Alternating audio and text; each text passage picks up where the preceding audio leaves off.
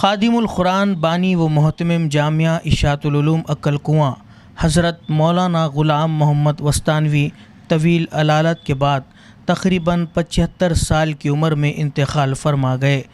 مولانا مرحوم کا شمار عالم اسلام کے جید اور ممتاز علماء میں ہوتا تھا۔ آپ نے اپنی پوری زندگی دین اسلام کی اشاعت اور علمی خدمات کے لیے وقف کر دی۔ مولانا وستانوی روایتی دینی علوم کے ساتھ ساتھ عصری علوم کے بھی بھرپور حامی تھے، اور انہوں نے اپنی عملی کاوشوں سے اس نظریے کو حقیقت کا روپ دیا۔ جامعہ اشاعت العلوم جو آج ایک تناور درخت کی حیثیت اختیار کر چکا ہے، دراصل انہی کی مخلصانہ کوششوں کا ثمر ہے۔ مولانا محترم کی جہد مسلسل کا نتیجہ ہے کہ النور ہاسپٹل بدناپور میں مسلمانوں کا پہلا MBBS کالج قائم ہوا، جہاں سے اب تک سینکڑوں طلبہ فارغ التحصیل ہو چکے ہیں۔ انہوں نے دینی و عصری تعلیم کے ایسے مربوط ادارے قائم کیے جن سے آج لاکھوں طلبہ مستفید ہو رہے ہیں۔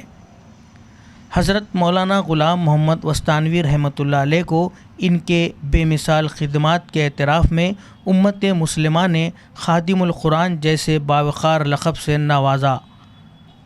مولانا کے شاگردوں کی تعداد سینکڑوں میں ہے، جبکہ جامعہ اشاعت العلوم کے فارغین کی تعداد لاکھوں میں بتائی جاتی ہے۔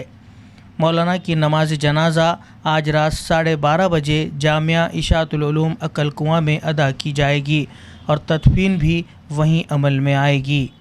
آپ کے پسماندگان میں 2 صاحبزادے مولانا حذیفہ وستانوی اور مولانا اویس وستانوی کے علاوہ 4 صاحبزادیاں شامل ہیں۔